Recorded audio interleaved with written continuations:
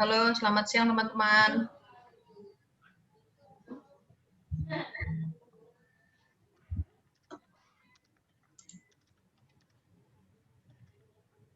Halo, selamat siang. Kak. Siap.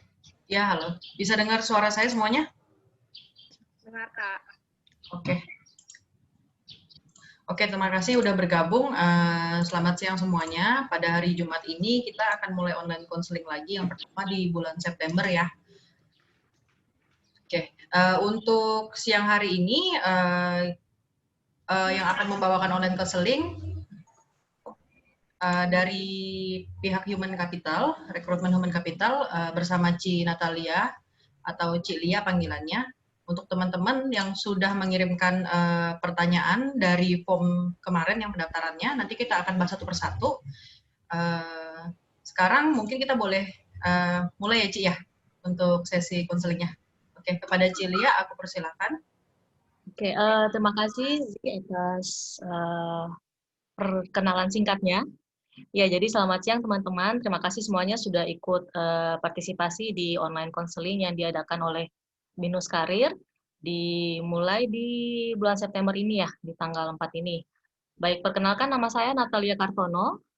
Saya biasa dipanggil Lia, Kak Lia, Ci Lia, atau juga kalau di kantor saya juga dikenal dengan Bunata atau Bunat. Saya adalah tim rekrutmen dari Human Capital Binus Group. Jadi kalau teman-teman, semuanya kan Binusian ya ini ya. Jadi Binusian semua pasti tahu kami itu ada namanya Human Capital atau yang kalau perusahaan lain itu HRD gitu ya ceritanya. Nah, saya kebetulan juga adalah Binusian. Saya adalah lulusan psikologi Binus tahun 2011 lulusnya. Nah, akhir saya lulus, saya langsung ditawarkan untuk bekerja di Human Capital waktu itu, dan saya mulai bergabung di bagian departemen namanya Performance and Career Management.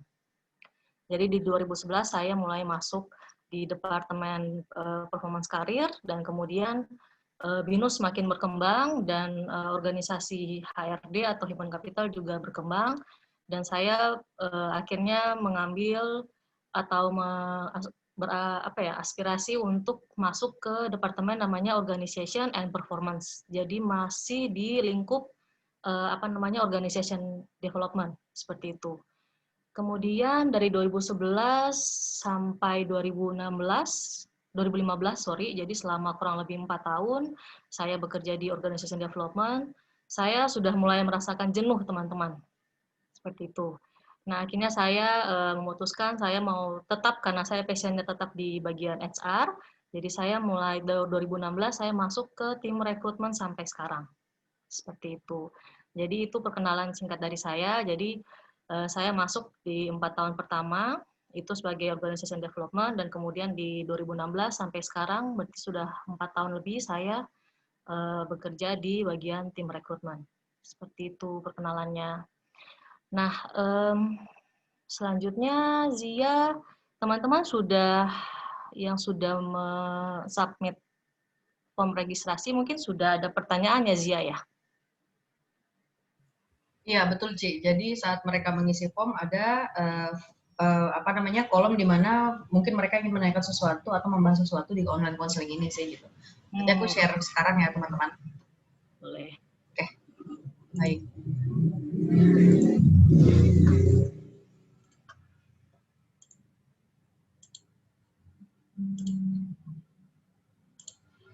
Sudah kelihatan Cilia?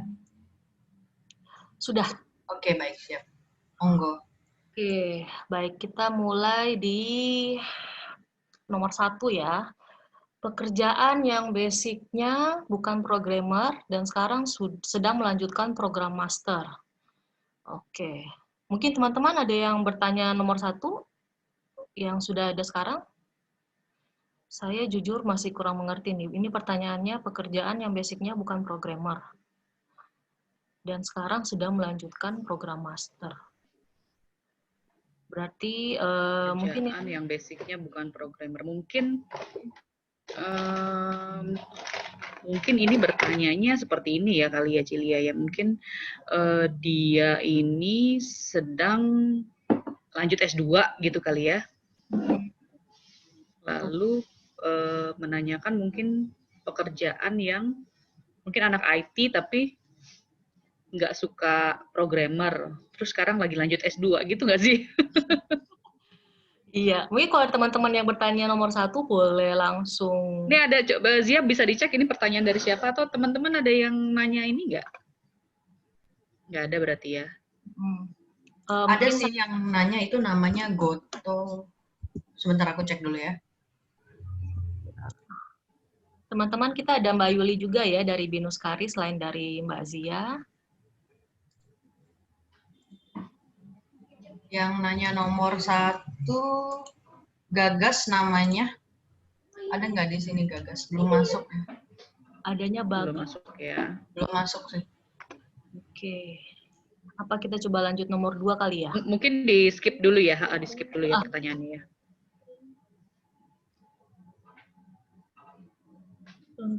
Pertanyaan nomor 2 itu tadi mana tadi ya? Boleh di-share lagi Zia? Oke. Saya memiliki kekhawatiran terhadap nasib saya setelah lulus kuliah. Semua tahu kondisi saat ini sedang krisis. Banyak pegawai yang di PHK, kemudian persaingan ketat, jumlah lowongannya makin menurun. Nah, pertanyaannya adalah bagaimana saya bisa bersaing dengan orang-orang yang mempunyai pengalaman bekerja. Oke, mungkin berarti ini saya beranggapan kamu belum kerja mungkin ya. Jadi pertanyaannya bagaimana saya bisa bersaing dengan orang yang sudah mempunyai pengalaman kerja. Oke, memang untuk perkembangan saat ini seperti yang teman-teman tahu kan dengan pandemi ini banyak perusahaan-perusahaan yang struggle, banyak yang akhirnya memutuskan untuk merumahkan karyawannya atau ya PHK ceritanya gitu ya. Nah, paling memang pertanyaannya bagaimana bisa bersaing. Pengalaman kerja itu memang menjadi salah satu bagi saya, bagi tim rekrutmen, pengalaman kerja itu adalah salah satu yang faktor kami merekrut seseorang gitu ya. Jadi tergantung dari posisinya. Jadi ada beberapa posisi yang mengharuskan orang-orang yang punya pengalaman. Seperti itu. Selain dari posisi juga terutama di bidang level dari posisinya. Jadi kalau teman-teman tahu setiap posisi itu punya level, mulai dari staff sampai session head sampai ke manajer. Nah, bagaimana menentukan level dari posisi tersebut? Yaitu berdasarkan pengalaman kerja. Seperti itu. Jadi kalau pertanyaannya bagaimana saya bisa bersaing dengan yang sudah punya kerja, nah sayang sekali teman-teman yang saat ini mungkin belum punya pengalaman kerja ya harus stay di posisi yang saat ini. Jadi kalau teman-teman yang mungkin sudah mulai bekerja gitu ya, sudah selesai fresh grade dan sudah dapat pekerjaan, ya teman-teman harus memaksimalkan kesempatan yang sudah teman-teman dapat di perusahaan tersebut, mulai dari nol, mulai dari staff, kemudian teman-teman harus banyak-banyak belajar, kalau dari saya, banyak-banyak belajar, explore skill teman-teman, kan fresh grade itu bagusnya bahwa teman-teman masih terbuka, masih fresh dengan baru lulus gitu ya, masih fresh skill-skillnya yang bisa di-develop dari teman-teman. Karena inti atau tujuan dari fresh grade menurut saya adalah mencari pengalaman kerja gitu ya. Jadi yang sudah dapat sekarang silakan dapat di-develop lagi, dimaksimalkan lagi pengalamannya yang sekarang sambil mengumpulkan pengalaman kerja seperti itu. Jadi bagaimana saya bisa bersaing dengan yang sudah berpengalaman kerja adalah mencari kerja dan stay di posisi tersebut seperti itu.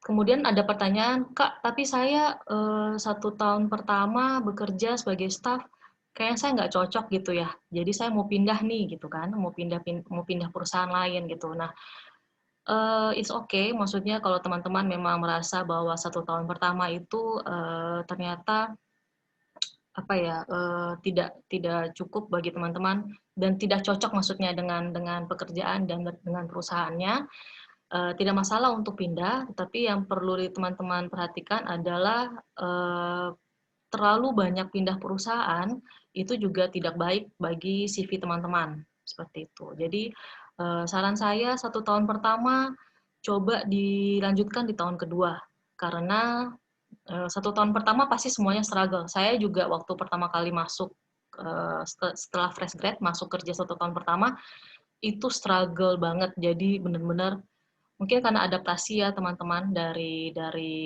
yang kita mahasiswa, kemudian menjadi staff atau menjadi profesional gitu ya, itu pasti butuh adaptasi. 1 tahun pertama pasti kita banyak struggle dan saya juga waktu 1 tahun pertama pasti merasa kayaknya ini bukan pekerjaan saya gitu. Tapi coba teman-teman bisa apa namanya ya, refleksi lagi, introspeksi lagi apakah memang dari diri teman-teman yang merasa apa yang perlu diperbaiki atau misalkan jadi tidak semuanya itu karena salah memilih pekerjaan gitu. Jadi bisa dari diri kita memang yang adanya proses adaptasi tersebut seperti itu. Jadi tips saya coba di 1 tahun pertama atau 2 tahun pertama kalau di CV itu masih cukup bagus rekornya. Jadi tidak terlalu banyak. Jadi 1 tahun pertama pindah, 1 tahun pertama itu juga bagi kami rekrutmen juga kurang bagus dari sisi CV-nya seperti itu. Baik, semoga yang bertanya nomor 2 cukup jelas ya. Oke, kita coba lanjut ya dari pertanyaan nomor 3. Masalah dan kendala yang saya ingin tanyakan adalah tentang bisnis apa yang bisa menguntungkan dalam masa pandemi ini ya. Oke, teman-teman mungkin kalau karena saya sudah sempat review untuk pertanyaannya, ada beberapa teman-teman yang bertanya soal bisnis. Mohon maaf teman-teman, saya kalau soal bisnis bukan kapasitas saya, karena saya recruiter, bukan business woman atau apa gitu ya. Jadi mungkin saya tidak punya kapasitas untuk menjawab soal bisnis. Mungkin juga ini bisa menjadi masukan buat Binus Karir ya, Mbak Zi. Nanti mungkin Binus Karir bisa bekerja sama mungkin dengan Binus Entrepreneurship atau dari Binus Entrepreneurship yang akan coba buat sesi tersendiri terkait dengan bisnis gitu ya. Ya, jadi, betul. Akan kita coba sampaikan. Jadi ini bisa jadi masukan buat kami juga, buat Binus Karir terkait dengan yang pertanyaan-pertanyaan tentang bisnis apa yang menguntungkan. Kemudian juga saya lihat ada kayak kendala membuka peluang bisnis baru dari nol. Nah itu semuanya Binus Entrepreneurship itu lebih punya kapasitas untuk menjawab pertanyaan tersebut. Cuma memang dari sepengamatan saya dari masa pandemi ini memang banyak akhirnya yang teman-teman yang mulai berpikir untuk berusaha sendiri ya, wirausaha sendiri. Saya pernah dengar entrepreneurship atau wirausaha itu bisa saja semuanya bisa mencoba menjadi entrepreneur, tapi memang tidak semua mempunyai panggilan di situ, gitu kan. Jadi teman-teman juga harapannya tidak menutup opportunity. Kalau memang mau mencoba entrepreneur silahkan, bisa dicoba ya. Kalau dicoba kan kita tidak tahu. Nah tapi kenyataannya memang tidak semua menjadi atau panggilan untuk menjadi entrepreneur. Nanti mungkin dari Binus Entrepreneurship yang akan lebih luas atau lebih pengetahuannya lebih lengkap gitu ya untuk menjelaskan ke teman-teman. Oke, kita lanjut nomor 4, cara agar tidak malas. Oke, tidak malas ya. Saya juga pandemi ini merasa malas sejujurnya. Tapi bagi saya mungkin saya pribadi suatu rasa kemalasan itu wajar. Yang menjadi tidak wajar adalah kita mempertahankan rasa malas itu, gitu ya. Jadi malas itu kalau teman-teman cari tahu gitu ya di Google atau di mana gitu, sebenarnya malas itu adalah rasa feeling atau perasaan yang membuat badan teman-teman itu bereaksi. Jadi kalau saya rasa malas itu lebih ke pikiran gitu kan, feeling atau emosi yang dirasakan dan akhirnya membuat kita itu badannya juga ngikut gitu kan. Jadi mungkin cara agar tidak malas adalah merubah mindset malas itu sendiri gitu kan. Jadi bagaimana caranya tidak malas, ya kita harus merubah agar pikiran kita itu tidak malas gitu. Karena kalau kita membiarkan rasa malas itu, ya ujung-ujungnya tidak ada yang terselesaikan pekerjaannya gitu kan. Ibu saya selalu bilang kalau sudah malas itu udah habis ceritanya gitu. Jadi caranya agar tidak malas ya harus melawan rasa malas itu sendiri. Nah, cuma kalau dari psikologi sendiri memang rasa malas ini apa ya, cukup topik yang cukup banyak yang dibahas. Jadi teman-teman, malas itu bisa juga adalah akibat dari sesuatu. Misalkan rasa bosan. Rasa bosan itu juga kita jadi bisa males gitu kan, rasa bosan. Jadi kalau memang teman-teman yang bertanya bagaimana tidak males, ya harus cari tahu dulu kenapa bisa males gitu kan. Mungkin bosan. Saya juga kadang-kadang melakukan pekerjaan yang sama, rutinitas, jadinya males. Nah, bagaimana cara melawan males itu? Ya berarti saya harus merubah kebosanan saya gitu. Jadi harus mencari alternatif cara lain yang tadinya rutin, jadi kita cari tahu sendiri gitu ya, bagaimana agar bervariasi, jadinya tidak bosan dan jadinya tidak malas. Seperti itu. Selain rasa bosan, juga kadang-kadang rasa malas itu bisa berhubungan dengan rasa tidak bersemangat atau tidak ada rasa kalau dalam psikologi bilang insecure. Maksudnya teman-teman kadang-kadang saya tidak mampu, jadi ada rasa tidak mampu yang mungkin saja bisa membuat kita jadinya males gitu kan. Nah, itu harus kita gali kenapa bisa muncul rasa malas itu. Itu topik sendiri harusnya yang banyak ada sesi sendiri mungkin kalau mau bahas soal rasa malas, karena itu satu bentuk psikologis emosi yang membuat badan kita jadinya tidak mau berbuat apa-apa gitu ya. Nah, semoga sih cukup menjawab untuk pertanyaan nomor 4, bagaimana agar tidak malas ya. Yang pertama adalah merubah mindset, merubah feeling-nya. Jadi agar tubuh kita bisa kembali beraktivitas, ya harus merubah rasa malas itu. Cara merubah rasa malas adalah cari tahu kenapa kita malas. Mulai dari kita bosen, mulai dari kita merasa tidak mampu. Nah, itu teman-teman harus cari tahu gitu. Kenapa bisa ada rasa malas itu. Oke. Semoga ini menjawab ya yang nomor 4. Oke. Teman-teman kalau yang sudah ada, kalau ada yang mau bertanya atau yang kebetulan teman-teman yang bertanya, silakan dapat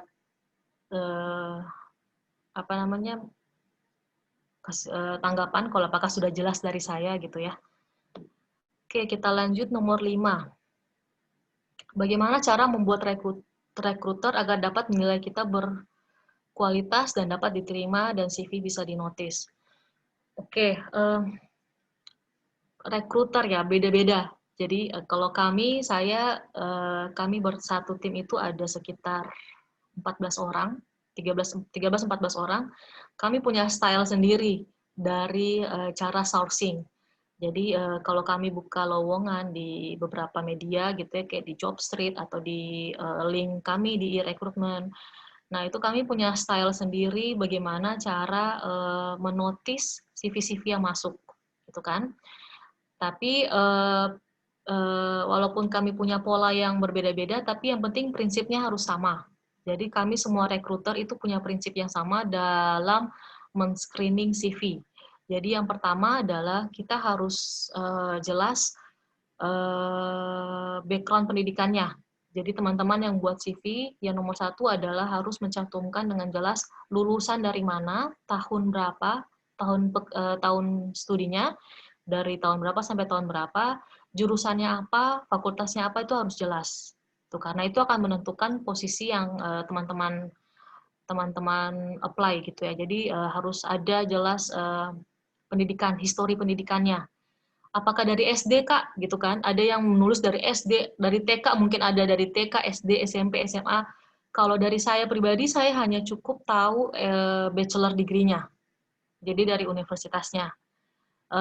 SMA ya mungkin kalau teman-teman mau dari SMA-nya juga boleh, tapi tidak perlu dari TK, teman-teman, dari TK, SD, SMP, SMA itu menurut saya dari segi saya itu tidak terlalu menentukan gitu. Jadi yang paling menentukan adalah bachelor-nya dari mana.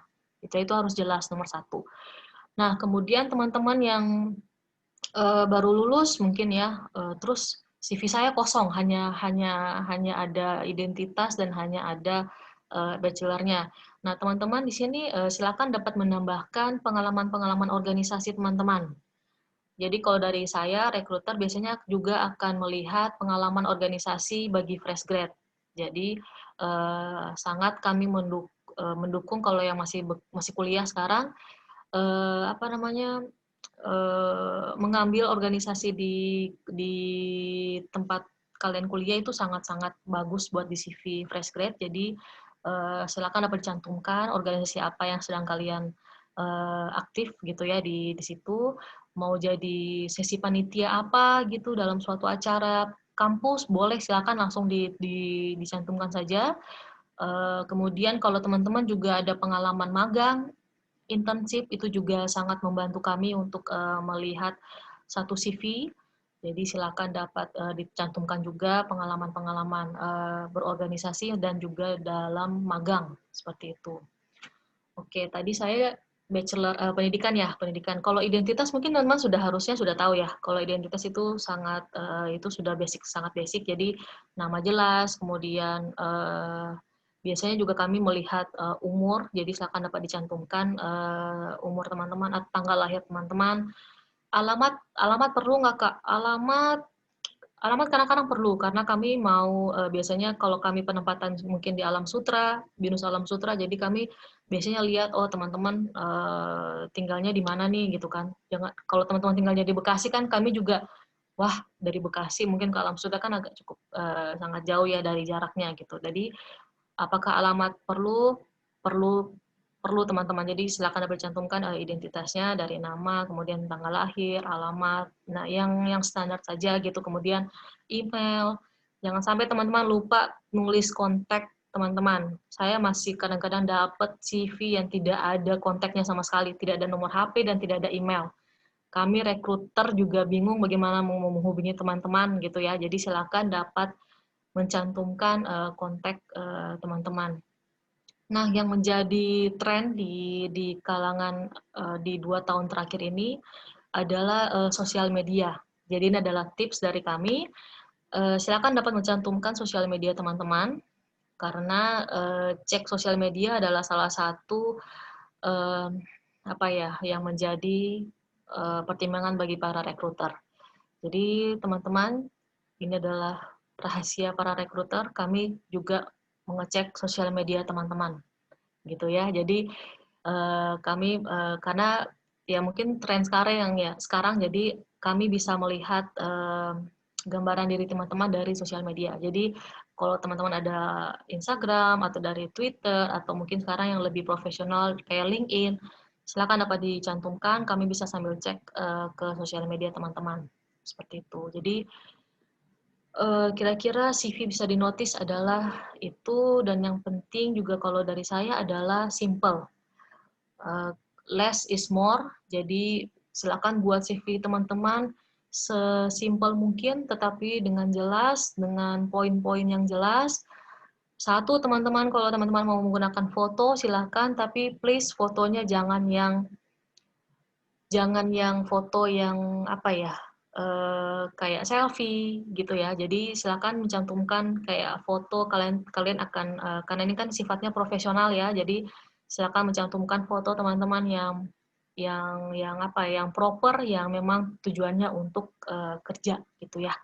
Jadi karena kami kadang-kadang juga pas ngeliat foto itu kayak face validity kalau di psikologi.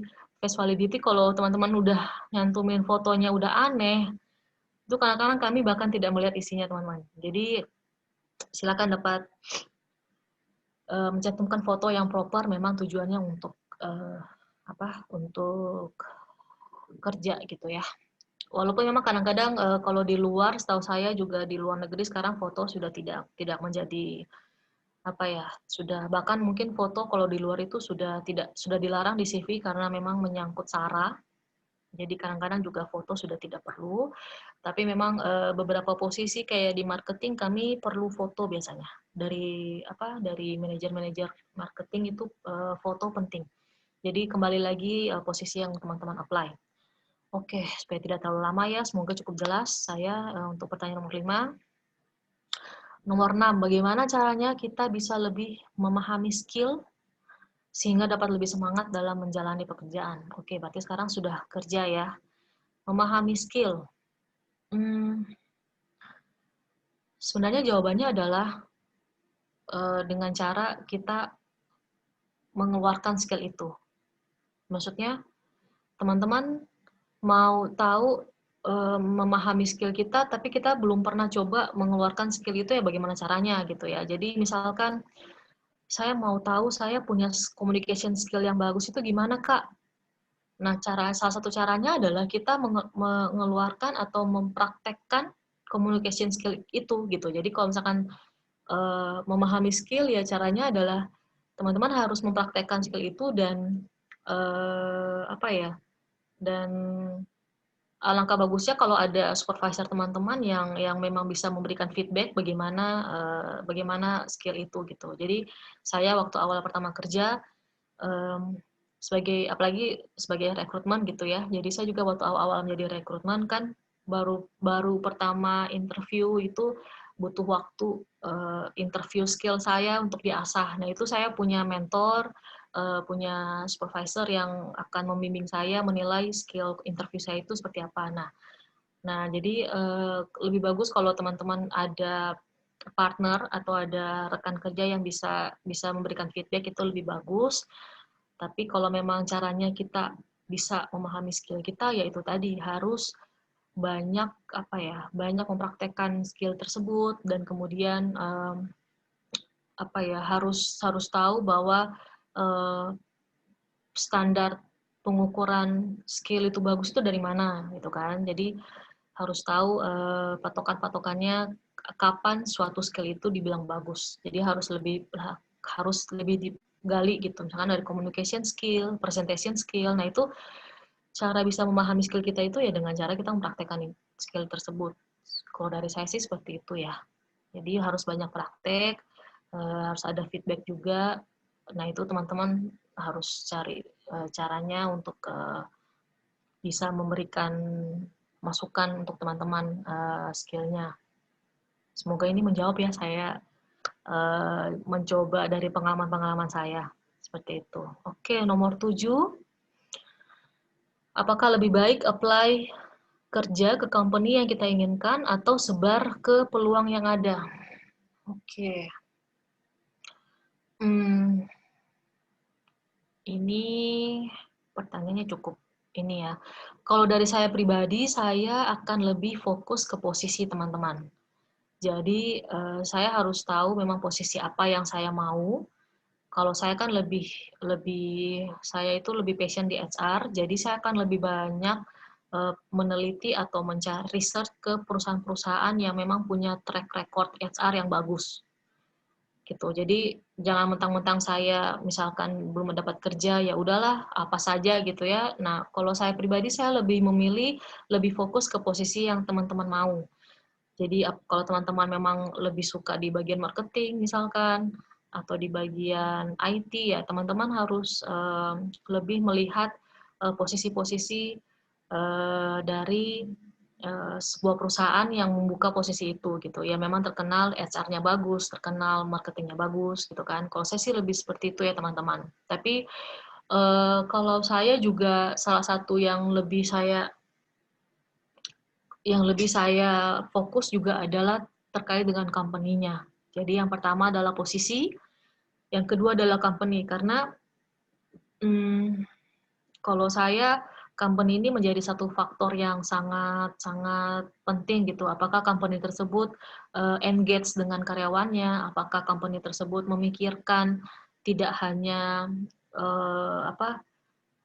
tidak hanya bagaimana menghargai atau mereward karyawannya, tapi bagaimana company itu bisa memperhatikan well-being saya sebagai karyawan. Jadi saya harus cari company yang memikirkan well-being. Well-being itu kayak kesejahteraan teman-teman. Jadi tidak hanya melihat reward yang diberikan, reward itu kayak salary gitu ya, tapi juga yang memperhatikan kesehatan mental dari semua karyawannya. Jadi harus imbang ya. Kalau kalian teman-teman pernah dengar work life balance, nah itu adalah salah satu yang menjadi pertimbangan cukup besar gitu ya. Jadi tidak sekarang itu banyak mental health itu sangat-sangat diperhatikan sekarang, banyak dikampanyekan gitu. Jadi semoga sih teman-teman juga harus pintar-pintar melihat company tersebut memperhatikan mental health dari setiap karyawannya gitu kan. Jadi mental health itu dari mana Kak ngelihat company-nya? Ya teman-teman bisa lihat company itu ada program-program engagement dengan karyawannya nggak gitu kan. Misalkan contoh program gathering dengan karyawannya, ada program apa ya, jadi tidak hanya melulu soal performance karyawan atau bagaimana mereka berkontribusi, tapi juga perusahaan harus berkontribusi juga dengan well-being dari karyawannya. Jadi gathering, kemudian ada kegiatan-kegiatan kayak kalau di BINUS itu ada kayak festival-festival kayak olahraga atau seni gitu kan, pekan olahraga seni karyawan. Nah, itu juga salah satu cara BINUS memperhatikan karyawannya gitu. Jadi tidak jenuh untuk hanya bekerja saja. Jadi seperti itu sih. Semoga jelas ya yang pertanyaan nomor 7. Oke, nomor 8 sekarang. Nomor 8 pertanyaannya adalah sudah 2 tahun mencari kerja tapi belum dapat pekerjaan. Ditambah dengan COVID-19, ini bagaimana caranya ya? Oke, sudah 2 tahun. 2 tahun itu cukup lama ya teman-teman untuk mencari pekerjaan. Nah, kalau saya boleh saran, mungkin coba introspeksi dulu 2 tahun ini apa yang sudah dilakukan. Jadi selama 2 tahun itu apa saja yang sudah diusahakan.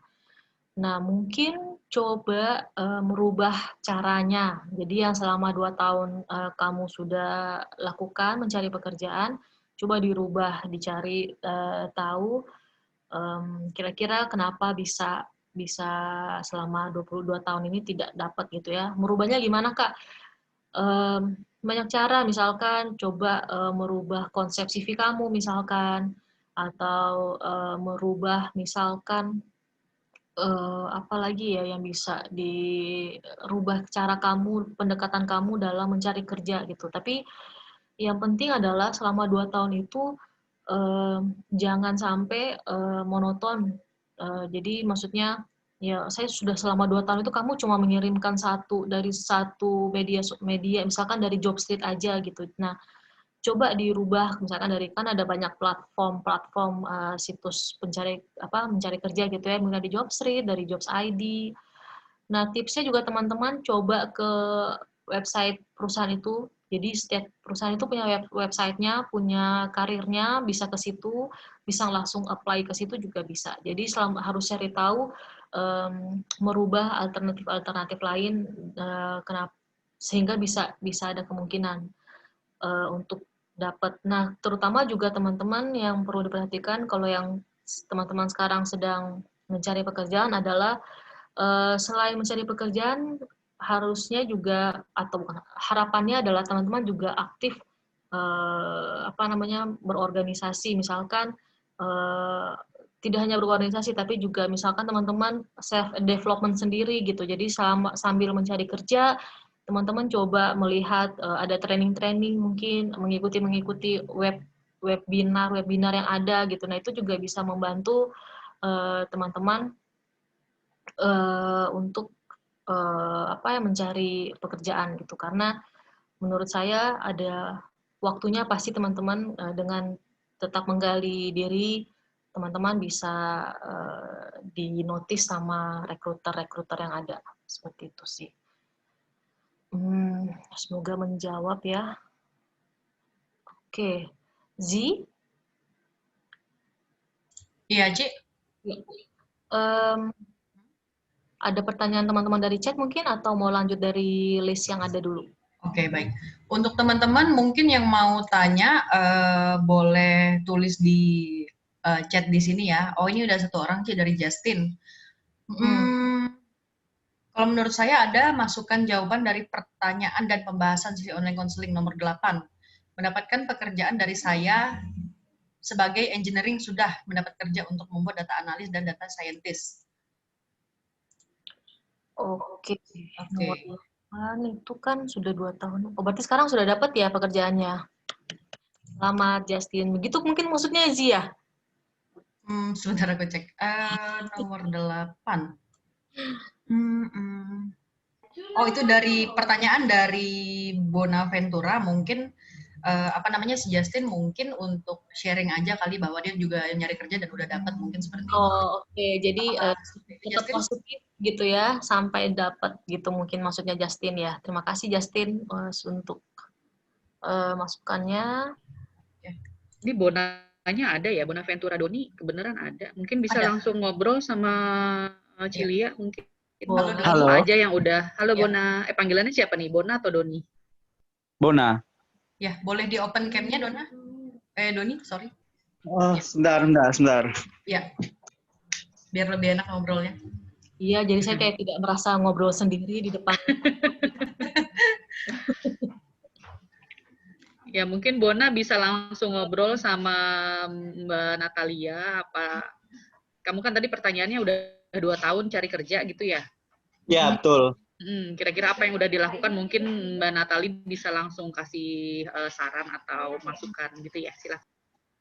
Tadi dengar jawabannya sih sudah banyak dilakukan ya, ikut training, ikut webinar, apalagi di masa pandemi seperti ini kan sudah lebih banyak dilakukan webinar, jadi lebih sering ikut webinar selama kurang lebih 2 bulan terakhir ini. Jadi untuk yang memang agak struggle adalah mencari pekerjaannya gitu kan. Jadi karena banyak lowongan yang sedikit, kemudian banyak yang pengurangan pegawai juga. Jadi istilahnya struggle-nya di mencari pekerjaannya itu gitu. Tapi ya tetap usaha, tetap terus dilakukan gitu aja. Terima kasih. Oke. Ya, jadi memang tidak ada kata-kata lain, jangan menyerah. Seperti itu ya. Ini panggilannya Bona apa Doni? Doni ya tadi ya? Bona. Oh, Bona.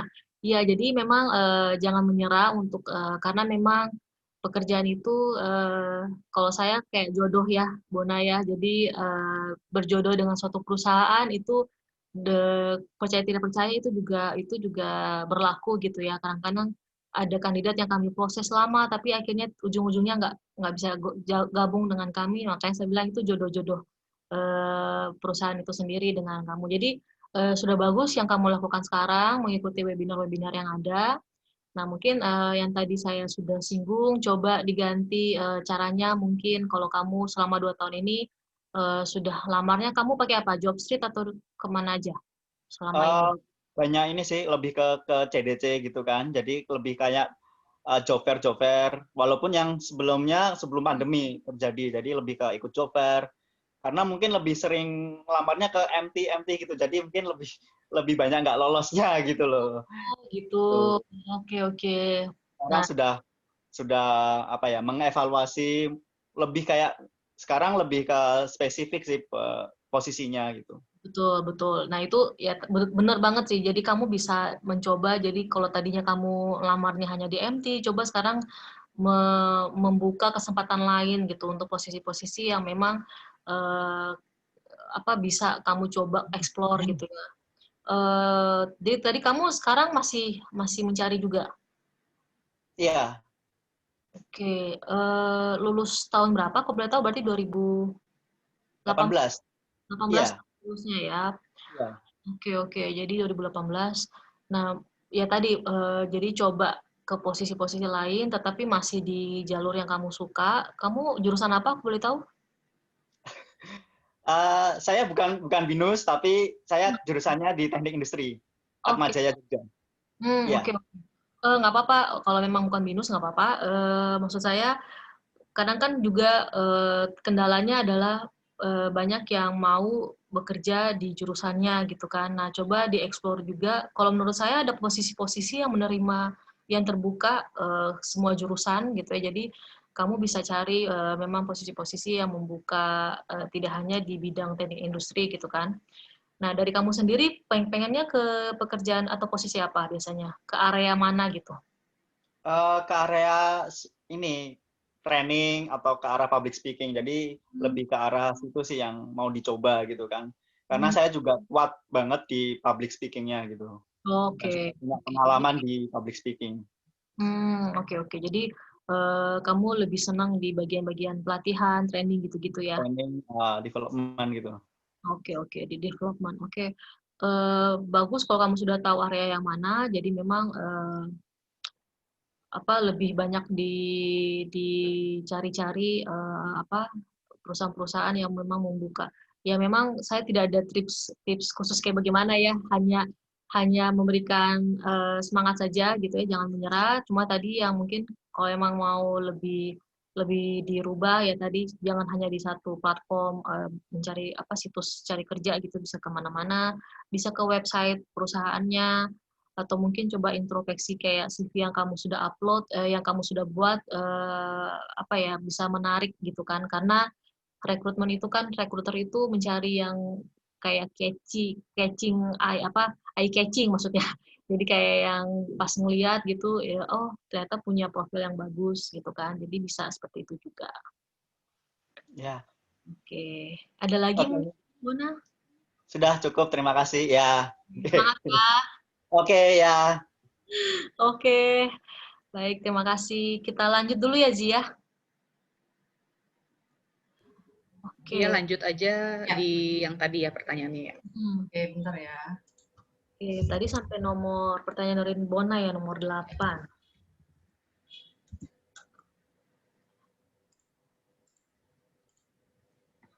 Ya, sekarang di nomor 9. 9 ya, oke. Saya cepat saja karena sudah waktunya lumayan ini ya. Oke, nomor 9. Bagaimana cara meningkatkan rasa percaya diri saat melakukan interview kerja atau berbicara di depan publik? Oke, confidence ya. Bagaimana cara meningkatkan rasa percaya diri? Yang pertama pasti adalah mengenal diri kamu sendiri, gitu kan? Salah satu cara bagaimana percaya diri adalah kamu harus tahu diri kamu, kelemahan kelebihannya itu harus tahu, gitu kan? Karena dengan kamu tahu kelebihan dan kelemahan kamu bisa membawa atau bisa menempatkan diri kamu ketika bertemu atau interview dengan para rekruter. Jadi kamu harus tahu, harus benar-benar mengenal diri sendiri, identitas diri sendiri itu harus menurut saya itu nomor 1 penting. Karena itu yang membuat rasa percaya diri itu ada. Seperti itu. Meningkatkan rasa percaya diri, yang pertama mengenal diri sendiri sudah pasti. Selain mengenal diri sendiri adalah bagaimana cara kamu value diri kamu sendiri. Jadi bagaimana kamu menghargai diri kamu. Jadi itu juga yang menjadi prinsip dasar. Jadi teman-teman harus menghargai diri sendiri, baru orang lain bisa menghargai diri teman-teman gitu. Karena kita tidak bisa berharap orang lain appreciate dengan kita kalau kita sendiri tidak menerima atau tidak menghargai diri kita sendiri. Jadi salah satunya adalah bagaimana meningkatkan percaya diri, yang tadi mengenal diri teman-teman, kemudian yang kedua adalah menghargai diri teman-teman, agar otomatis dengan cara teman-teman menghargai diri teman-teman juga akan membawa sikap teman-teman ketika interview juga akan terlihat.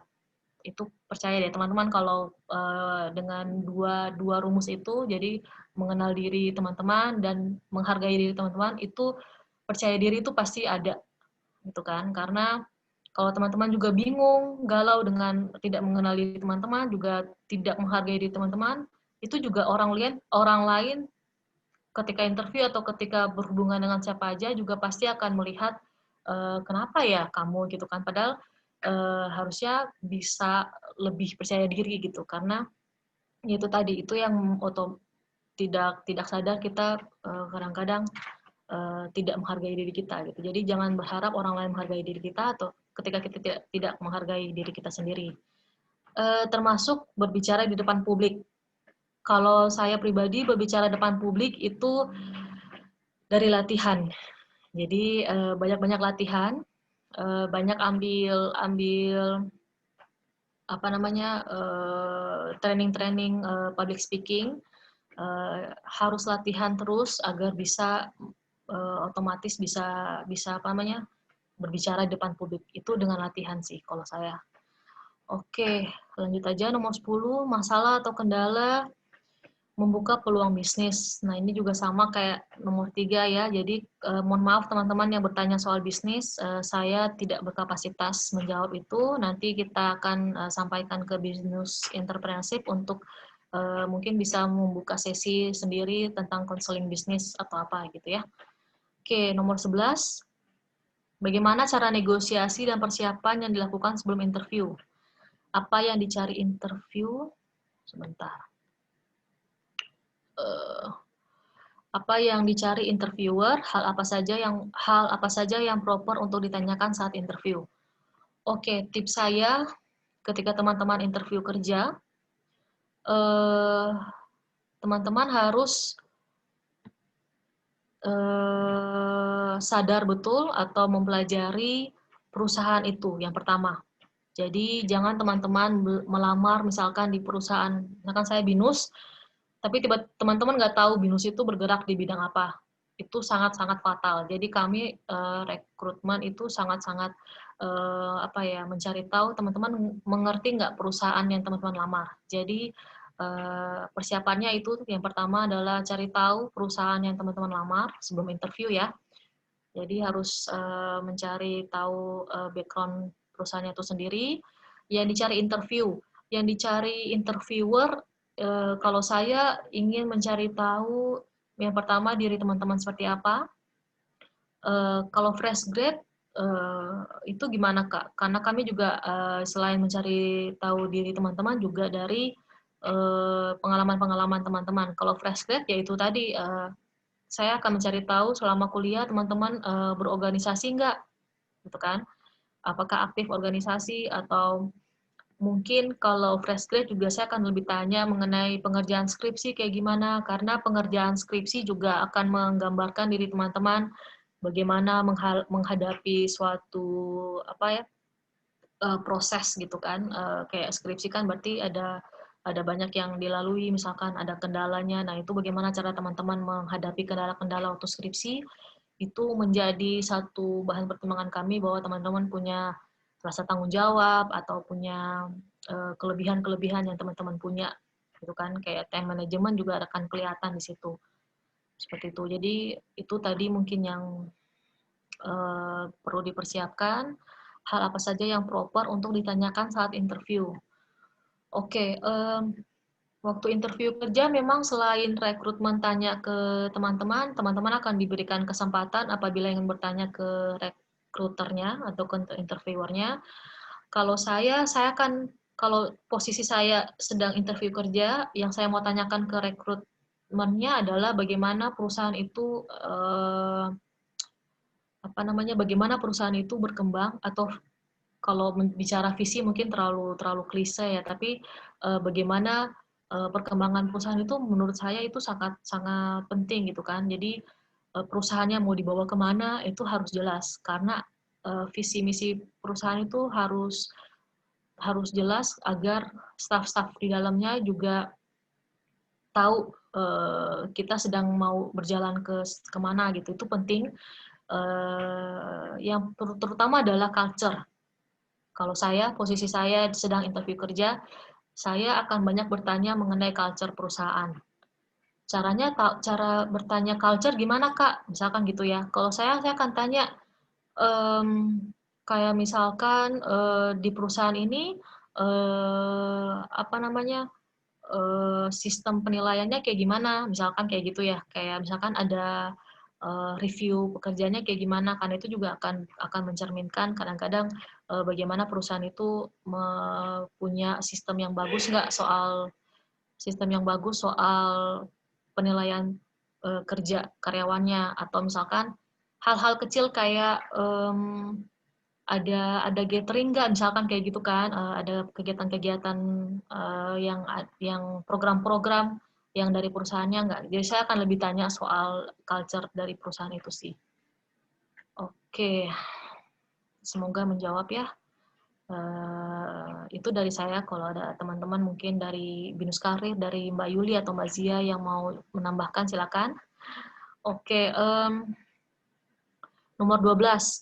Bagaimana cara mendapat pekerjaan dengan IPK di bawah 3? Kalau saya rekrutmen, jujur saya tidak terlalu berpatokan soal IPK. Jadi kalau teman-teman kalau teman-teman rekrutmen juga tim saya itu juga kami tidak terlalu melihat IPK. Jadi yang lebih kami perhatikan adalah keaktifan teman-teman dalam organisasi, pengalaman teman-teman itu menurut saya lebih penting di sekedar IPK. Memang ada beberapa posisi yang sangat memperhatikan IPK, tapi itu tidak berlaku general. Jadi bagi teman-teman yang punya IPK di bawah 3, jangan kecil hati atau tidak pede gitu, tapi harus tetap mau untuk mengembangkan diri teman-teman. Menurut saya itu lebih penting dibanding hanya IPK gitu kan. Jadi bagi kami itu tidak terlalu faktor penentu untuk mendapatkan sebuah pekerjaan seperti itu. Oke, nomor 13, sekarang sedang menjalani MT. Masalahnya saya tidak sepaham dengan nilai perusahaan dan tidak nyaman dengan cara kerja dan lingkungan kerja. Tapi perusahaan terlalu kekeluargaan dalam tanda kutip, sehingga punishment-nya itu bukan dikeluarkan, melainkan sanksi sosial yang sangat mempengaruhi psikologis. Saya ingin menanyakan bagaimana agar saya siap mencari pekerjaan baru setelah selesai ikatan dinas. Oke. Hal yang penting juga yang selalu saya share dengan para kandidat atau para calon karyawan bahwa ini kembali lagi ya, kalau saya ada beberapa tipe karyawan kalau menurut saya. Ada yang lebih mementingkan budaya perusahaan dibanding pekerjaannya, atau kebalikannya, dia lebih melihat pekerjaannya dibandingkan budaya perusahaan, gitu kan.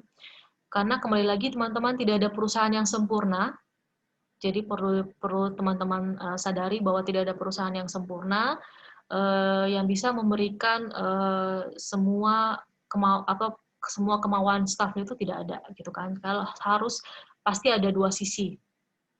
Nah, teman-teman, bagi yang bertanya nomor 13, tergantung kamu lebih melihat budaya perusahaan yang kekeluargaan itu menjadi faktor yang membuat kamu lebih stay di perusahaan itu, atau dari segi pekerjaannya. Maksud saya, kalau pekerjaannya oke, dan menurut kamu juga kamu bisa banyak mengambil ilmu dari pekerjaannya, nah mungkin kamu lebih bisa tidak menghiraukan soal budaya perusahaannya, misalkan kayak gitu ya. Atau mungkin kebalikannya, budaya perusahaannya enak nih, pekerjaannya biasa aja gitu kan. Nah itu juga menjadi faktor penentu. Jadi kamu harus tahu diri kamu itu lebih mau fokus, tujuannya itu mau kemana gitu kan. Nah tapi kalau memang ini kamu bilangnya sudah mempengaruhi psikologis kamu, yang tadi saya bilang bahwa itu juga sangat penting, karena kesehatan mental seorang karyawan itu sekarang itu sudah menjadi topik yang utama atau yang sering dibahas dari setiap perusahaan. Jadi kalian harus tahu bahwa perusahaan yang bisa memperhatikan kesejahteraan, termasuk kesejahteraan mental, kesejahteraan kita itu termasuk rasa aman, gitu ya. Kalau kamu sudah tidak merasa aman secara psikologis di perusahaan tersebut, ya sudah. Kalau menurut saya ya jalannya adalah selesai ikatan dinas, bisa langsung untuk mencari pekerjaan yang lain. Tapi mungkin pertanyaannya saya ingin menanyakan bagaimana cara saya siap mencari pekerjaan. Oke, mungkin kamu khawatir gitu ya karena pengalaman MT dan pengaruh psikologis kamu yang sekarang gitu ya. Menurut saya adalah berani jadi tidak terbayang-bayang dengan perusahaan sekarang. Jadi kamu harus mungkin bisa memberikan jeda ke diri kamu sendiri gitu kan. Selesai ikatan dinas, kamu bisa sambil mencari pekerjaan baru, kamu bisa sambil refreshing lagi, karena kan ini sudah kamu bilangnya mempengaruhi psikologis kamu gitu ya. Jadi sambil refresh dulu, sambil istirahat sebentar, sambil mencari-cari gitu ya. Jadi kamu bisa kembali memperbaiki bisa memperbaiki psikologis kamu dulu gitu ya, sambil mempersiapkan pekerjaan yang baru. Yang pasti kamu harus yakini bahwa tidak semua perusahaan yang seperti kamu jalani sekarang gitu kan. Ada beberapa perusahaan yang juga punya program kerja yang memperhatikan kesehatan mental dari karyawannya. Jadi jangan terbayang-bayang, jangan terintimidasi dengan pengalaman kamu sekarang. Anggap saja bahwa semua yang kamu alami di perusahaan sekarang yang sedang kamu jalani MT-nya itu menjadi bekal kamu untuk mencari pekerjaan yang lainnya gitu kan. Karena setiap yang terjadi di kehidupan kita, di pekerjaan kita itu tidak ada yang sia-sia, teman-teman. Itu menjadi pengalaman kamu bisa menilai perusahaan mana yang bagus gitu kan. Itu menjadi bekal kamu untuk ke perusahaan lainnya. Seperti itu kalau dari saya. Jadi jangan patah semangat, jangan terintimidasi. Bagusnya kalau kamu punya waktu untuk setelah ikatan dinas, jeda dulu sambil mencari yang bagus, dan jangan cepat-cepat mencari perusahaan atau pekerjaan karena kamu harus lebih pentingkan psikologis kamu. Seperti itu ya. Oke, lanjut nomor 14. Pengaruh rekrutmen karyawan oleh perusahaan terhadap kondisi pandemi. Di BINUS sendiri kami rekrutmen sangat berubah prosesnya. Syukurnya kami bisa beradaptasi dengan pandemi ini. Jadi pengaruhnya adalah kami semua prosesnya via online. Jadi mulai dari interview, mulai dari kalau kami ada proses tes psikologinya itu juga semuanya via online. Nah, pengaruhnya adalah lebih ke bagaimana menjalankan prosesnya itu via online, karena kami perlu adaptasi juga. Satu hal yang simpel adalah koneksi internet, ya teman-teman. Jadi selama pandemi ini, kami menyadari bahwa internet itu bukan suatu hal yang mewah, tapi itu sudah menjadi kebutuhan utama untuk saat ini. Itu yang kami rasakan pengaruhnya. Jadi karena teman-teman yang tadinya tidak pasang internet di rumah, karena sekarang pandemi, jadi harus tetap bisa bekerja adalah dengan caranya tetap terkoneksi. Kebetulan kami di BINUS juga sangat familiar, maksudnya teman-teman kalau yang ngekos di BINUS itu sudah sangat familiar dengan internet, jadi bagusnya adalah BINUS cukup cepat untuk beradaptasi dengan terkoneksi gitu ya semuanya. Penggunaan cloud itu juga sangat berpengaruh. Kami semuanya penyimpanan datanya juga tidak ada yang di komputer sekarang, semuanya disimpannya di cloud. Pengaruh rekrutmennya apalagi ya? Ya itu saja sih, lebih ke prosesnya. Kalau yang lain dari penilaian atau seleksinya itu semua kami sama saja. Kami tetap mencari tidak ada yang kami turunkan atau ada yang kami rubah, nggak ada. Jadi tetap sama standarnya, hanya teknisnya yang berubah atau yang berpengaruh. Seperti itu. Oke. kayaknya pertanyaan terakhir ya, nomor 15. Bagaimana menentukan pekerjaan yang sesuai? Jawabannya hanya kamu yang tahu. Jadi bagaimana cara taunya Kak kalau pekerjaan saya sudah sesuai apa tidak? Ya diri kamu yang paling tahu, gitu ya. Jadi kamu harus harus banyak menggali mengenai kekurangan, kelebihan kekurangan diri kamu. Kira-kira sesuai apa tidak dengan pekerjaan yang kamu jalani sekarang. Mungkin kalau dari saya, tipsnya kalau saya boleh sharing, bagaimana cara tahu sesuai atau tidak, itu dari efek yang kamu rasakan selama menjalani pekerjaan tersebut. Jadi apakah ada rasa kepuasan, gitu kan, satisfaction gitu. Kalau kamu sekarang menjalani pekerjaan yang nggak ada rasa puas, itu salah satu tanda bahwa memang kamu mungkin belum sesuai dengan pekerjaan itu. Gitu ya. Jadi melihat side effect atau yang kamu rasakan sekarang dari posisi yang kamu kerjakan. Ada rasa puas tidak, ada rasa achievement atau pencapaian, wah saya ternyata bisa ya mengerjakan suatu proyek misalkan. Nah itu menjadi salah satu tanda bahwa kamu sesuai dengan pekerjaan itu. Atau mungkin kebalikannya, kayak kok saya malah jadi cepat stres, atau saya malah jadi cepat capek gitu ya badannya, itu adalah mungkin salah satu tanda sinyal dari tubuh kamu atau dari pikiran kamu yang cepat stres gitu, yang bahwa mungkin kamu belum sesuai dengan dengan posisi itu. Jadi bagaimana cara tahunya adalah melihat akibat-akibat yang kamu rasakan sekarang. Oke, Mbak Zia. Ya. Udah selesai semua ya? Sudah selesai ya. Jadi bagaimana teman-teman, saya berharap sudah cukup jelas apa yang sudah saya coba sharing dari pengalaman saya. Mungkin ada tambahan mungkin dari Mbak Zia atau dari Mbak Yuli. Oke, kalau dari aku sih materi yang dibawakan atau pertanyaan yang dibahas itu sudah cukup mewakili ya untuk kita, apalagi zaman sekarang pandemik begini, butuh banyak kayak usaha lebih lanjut, terus juga effort lebih banyak lagi, dan kemudian mungkin bisa meningkatkan skill kayak gitu. Mungkin ada yang mau bertanya secara live dulu ya, mungkin ada yang satu mau atau dua live kali ya. Ya, boleh. Ada yang mau bertanya langsung, silahkan. Atau mungkin tadi penjelasan. Boleh raise hand atau di chat room. Raise hand atau langsung aja, boleh.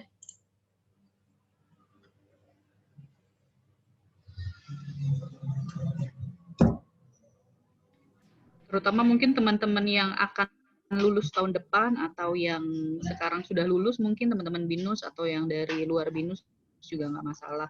Atau mungkin pengen tahu di BINUS sekarang lagi open recruitment apa aja gitu kan. Mungkin Mbak Natalia bisa kasih informasi ke teman-teman semua. Siapa tahu ada yang pengen juga punya karir di BINUS University. Gitu. Nah tadi terkait dengan beberapa pertanyaan yang tentang bisnis ya, itu nanti akan di follow up oleh Kazia.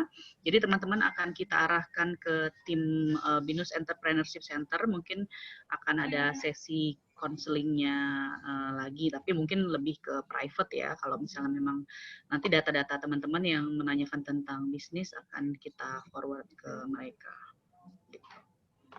Karena memang kalau di sini relatednya untuk career counseling ya, Mbak Natalia. Lebih untuk karir gitu. Iya, gimana teman-teman, ada yang mau bertanya lagi? Mungkin udah jelas dari semua pertanyaan yang tadi disampaikan kali ya.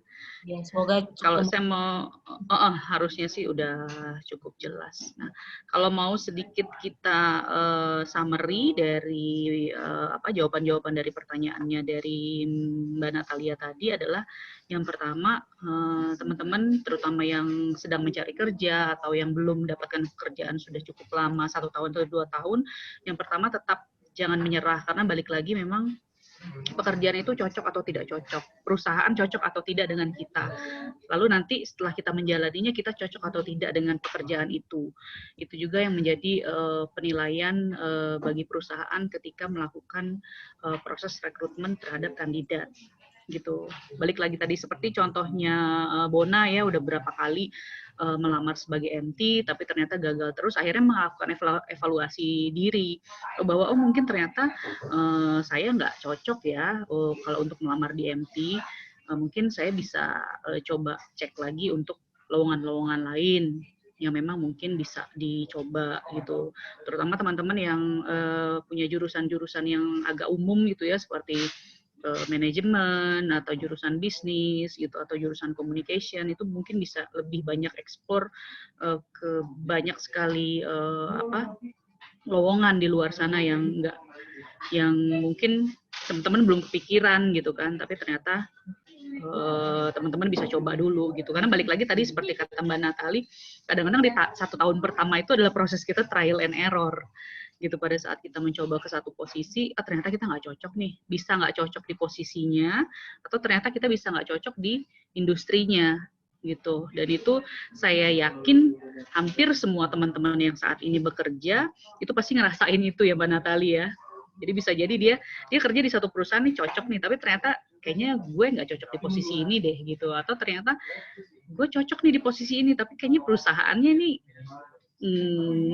gue nggak gini banget, misalnya dia bekerja di perusahaan manufaktur gitu, misalnya di pabrik misalnya gitu kan, gue cocoknya di perusahaan startup nih, atau cocoknya di banking seperti itu. Nah itu semua tuh harus melewati proses pengalaman gitu. Jadi mungkin teman-teman yang belum lulus juga nanti akan ngerasain pada saat internship gitu. Internship tuh sangat berguna banget ya Mbak Natali ya, jangan dianggap sepele, terutama teman-teman yang lagi cari magang juga itu bisa dimanfaatkan semaksimal mungkin.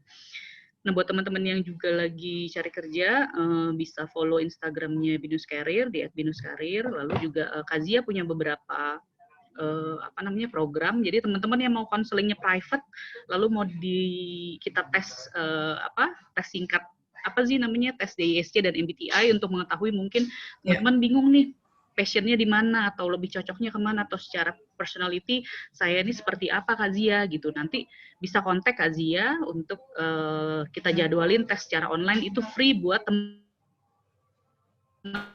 teman-teman binusian ya. Mohon maaf, kita perbolehkan ikut hanya sesi konseling seperti ini. Tapi kalau untuk yang private dan untuk yang ada tes-tes psychological-nya itu memang kita khususkan untuk binusian gitu. Nanti mungkin Kazia nanti bisa forward informasinya via email ya ke teman-teman semua. Jadi siapa tahu ada teman-teman yang malu nih mau ngomong di sini rame-rame ke Mbak Natali juga, mungkin ya saya pengennya private aja nih, boleh nanti ke Kazia gitu ya.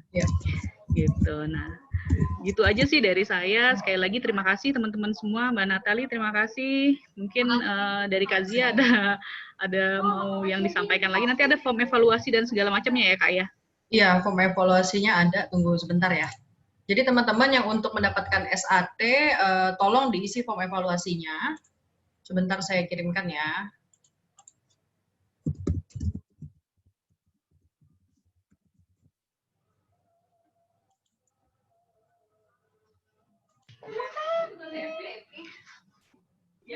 Sambil menunggu, mungkin teman-teman juga di masa pandemik ini banyak sekali perusahaan tetap membuka lowongannya, salah satunya Binus ya, masih tetap melakukan rekrutmen, dan itu balik lagi semuanya biasanya dilakukan secara online. Jadi interview sampai tes-tesnya itu dilakukan secara online. Jadi teman-teman ayo mulai browsing-browsing, cari lowongan-lowongan yang kira-kira memang sesuai sama teman-teman, terus jangan takut untuk mencoba ke posisi-posisi yang mungkin terlihat menakutkan, aneh, atau gimana-gimana, tapi dicoba dijajaki dulu, karena pada saat nanti interview, bisa jadi itulah saatnya teman-teman untuk menanyakan lebih detail mengenai pekerjaan itu. Siapa tahu memang posisinya misalnya